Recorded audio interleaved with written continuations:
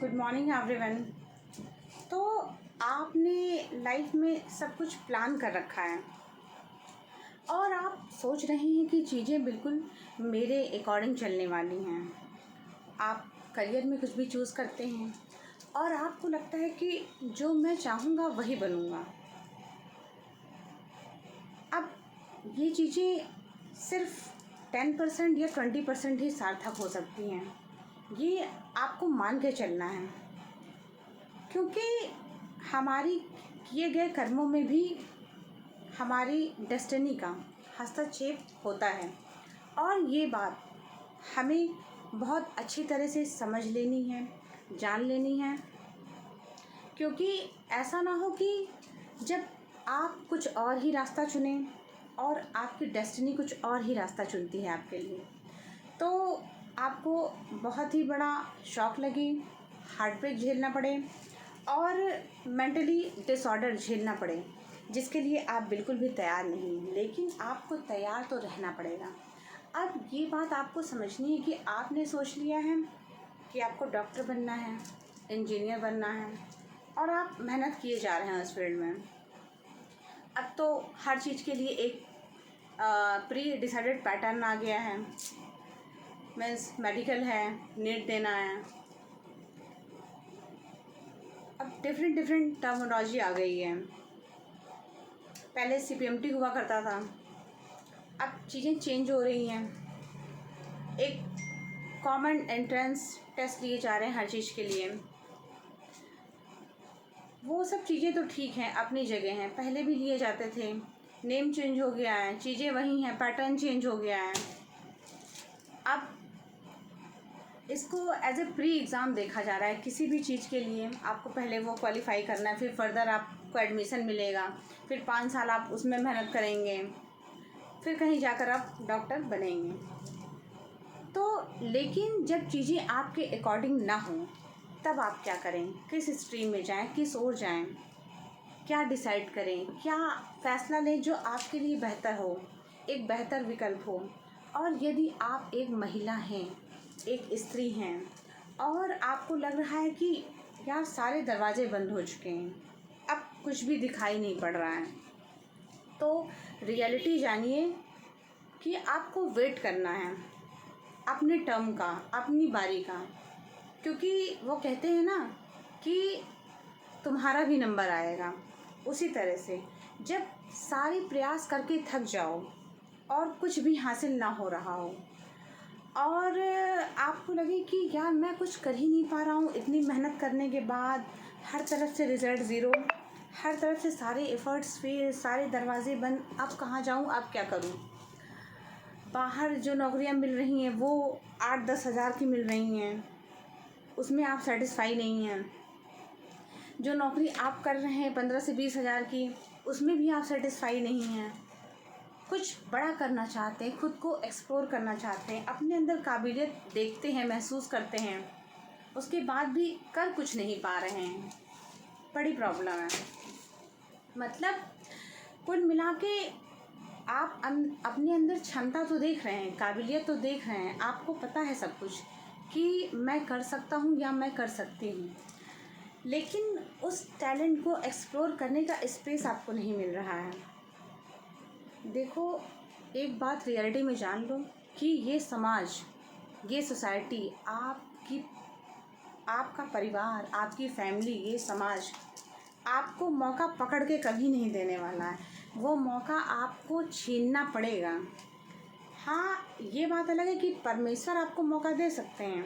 परमेश्वर आपके माइंड में वो थॉट डाल सकते हैं कि पुत्र इस तरफ जाओ, तो आपको एक ये रास्ता मिला, एक सजेशन मिला, ब्रह्मांड से संकेत आए, विचार आए। जैसा कि हम जानते भी हैं कि विचार, थॉट्स जो जनरेट होते हैं वो ब्रह्मांड से ही आते हैं और हमारा माइंड उसे कैच करता है, वो पॉजिटिव हो, नेगेटिव हो, सब कुछ।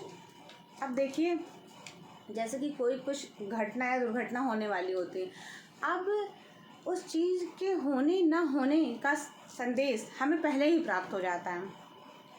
ये एक्चुअली अगर मैं कहूँ एक ब्रॉडर टर्म में, तो 60% लोगों के साथ ये होता है कि उन्हें जो कुछ भी उनकी फैमिली में घटित होने वाला होता है उन्हें पहले से ही पता चल जाता है।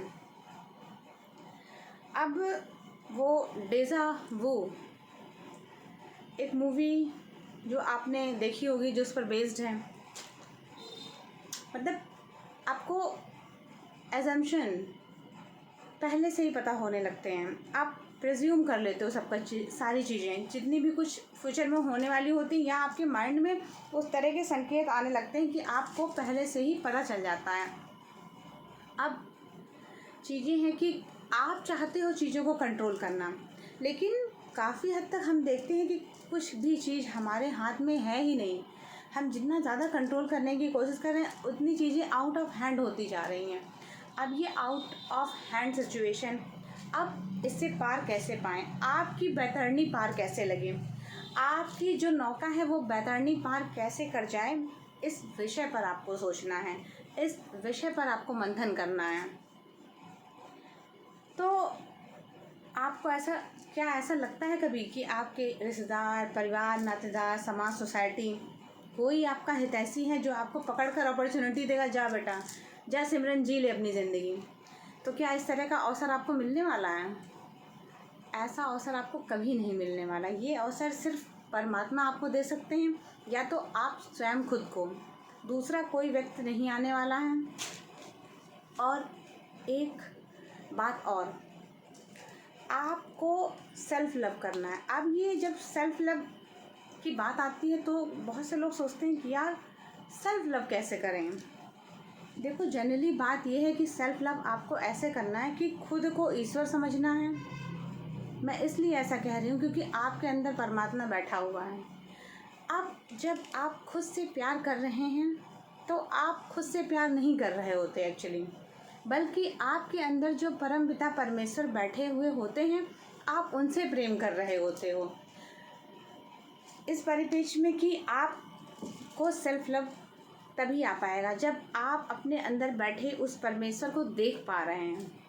बहुत से लोग देख भी नहीं पाते हैं, लेकिन मेरे जैसे लोग देख भी लेते हैं, जैसा कि मैं एज्यूम कर पाती हूँ या एजम्पशन में जीती हूँ। तो कुछ इस तरह से अब ये सोसाइटी में आपको बहुत तरह के लोग मिलेंगे और काफ़ी हद तक लोग आपको ऐसे मिलेंगे जो आपको डोमिनेट करेंगे, आगे नहीं बढ़ने देंगे, सही राह नहीं दिखाएंगे।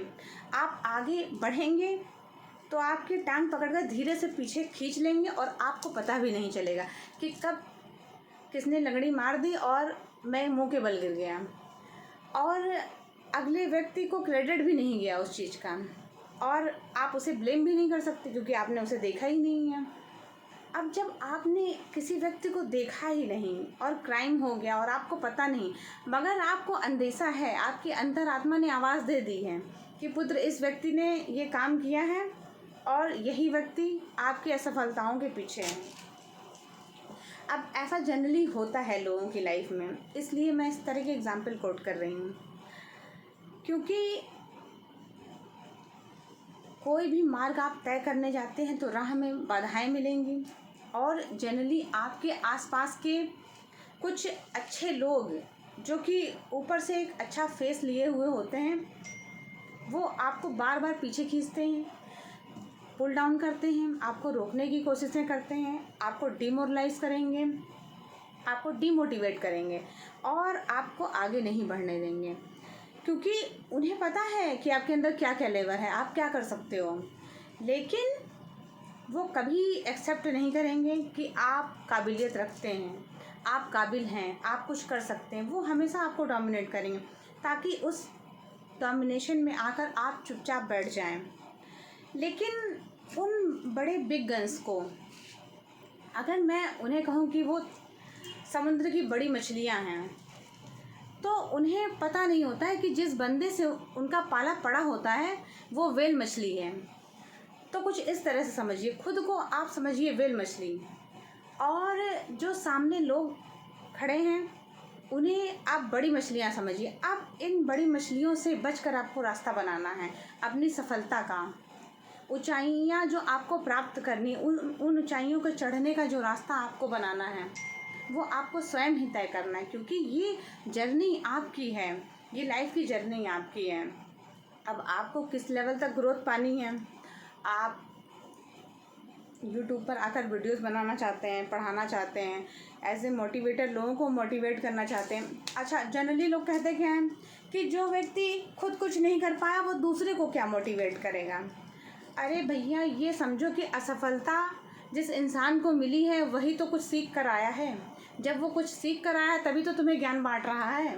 ये बात समझ नहीं होगी, लेकिन ये बात किसी व्यक्ति को समझ में नहीं आएगी। वो उल्टा ब्लेम करेगा, अरे आ गए मुँह उठाकर। अब बात समझने वाली यह है कि जो व्यक्ति असफल होकर आया है, धक्के खा कर आया है, वो अपने साथ इतना बड़ा अनुभव और ज्ञान का प्रकाश आपके लिए ला रहा है, क्योंकि वो असफलता अभी आपको नहीं मिली जो वो झेल कर आ गया है।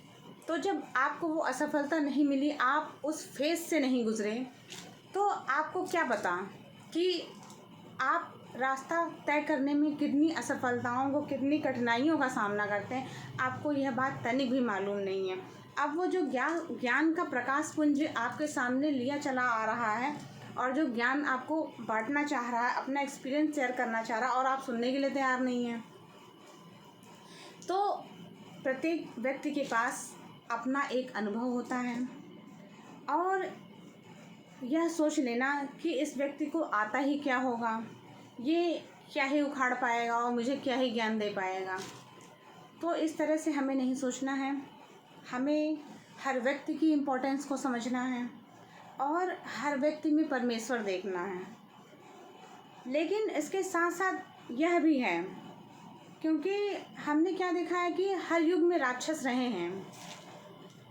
तो ये जान लीजिए कि जो लोग आपको परेशान कर रहे हैं उनको आप स्वयं समझिए। देखिए, जब प्रभु अपनी बाल्यावस्था में थे तो उन्हें एक नन्हा सा बालक, वो किसी का क्या ही बिगाड़ पाएगा। लेकिन सबको पता था कि प्रभु का पदार्पण हो गया है, प्रभु का जन्म हो गया है, तो जितनी भी निशाचरी प्रवृत्तियां थीं सब उन्हें तंग करने आ जाते थे। तो कुछ इस तरह से ही आपको अपनी ज़िंदगी का युद्ध लड़ना है, यह समझकर कि अच्छे लोगों को तंग करने, परेशान करने कई प्रकार की आसुरी प्रवृत्तियां आएंगी। अब आपको उन आसुरी प्रवृत्तियों को फेस करना है और उन चैलेंजेस को फेस करते हुए आगे बढ़ जाना है, अपना मार्ग बनाना है। यह आपके करियर के फील्ड में हो, धन कमाने के क्षेत्र में हो, या आपको कोई बड़ा ओहदा, कोई बड़ी पोजीशन दिलाने के क्षेत्र में हो, या आपकी पर्सनल ग्रोथ से संबंधित हो। तो ये बात आपको भली भांति समझनी है कि अपने मार्ग को प्रशस्त करिए। अब इन जलने वालों के लिए कोई विकल्प नहीं है, क्योंकि समझने वाली बात ये है कि जो व्यक्ति जल रहा है, ईर्ष्या कर रहा है, वो अपनी ग्रोथ को स्टॉप कर रहा है, क्योंकि वो अपने अंदर सुधार तो नहीं ला रहा है। वो सिर्फ दूसरे व्यक्ति को देख रहा है और दूसरे व्यक्ति से अपनी तुलना कर रहा है कि मैं ऐसा क्यों नहीं हूँ। भाई, वर्क करोगे तब तो ऐसे होगे। जब हार्ड वर्क करोगे नहीं, हो सकता है उस व्यक्ति, जिस व्यक्ति को तुम देख रहे हो, उसके पिछले जन्म के कुछ पूर्व कर्म हो जो उसको इतना सारा मिल गया हो। अपने जीवन के शुरुआती दौर में ही वो कार बंगला सब लेकर पैदा हुआ हो। तो अब किसी के भाग्य से अपना कंपैरिजन करते रहना कि अरे वो व्यक्ति तो अरबपति के घर में पैदा हो। तो जिस सिचुएशन में, जिस कंडीशन में आपका जन्म हुआ है, उससे खुद को अपलिफ्ट करने की कोशिश करें। अब ये सोचकर कि दूसरे से आप कंपेयर करने में पूरी ज़िंदगी बिता दे रहे हैं और उसको देखते ही रह रहे हैं, तो देखने से तो आपके भाग्य में कोई परिवर्तन नहीं होने वाला। परिवर्तन सिर्फ आपके कर्म से ही होगा, निज कर्म से ही आप सबको सुधार सकते हैं। तो यह बात सोचने और समझने योग्य है कि खुद पर वर्क करिए, दूसरे से कंपैरिजन बंद करिए, और जिस व्यक्ति को कुछ अधिक मिला है अपनी लाइफ में, वो गुण हैं, उसकी क्वालिटीज़ हैं, उसका वर्किंग स्टाइल है, उसका नेचर है, कुछ भी उसे प्राप्त हुआ है, वो उसके पूर्व जन्म के संस्कार या पूर्व जन्म के कर्म हो सकते हैं। तो खुद से दूसरों की तुलना बंद करिए और खुद का मार्ग प्रशस्त करिए।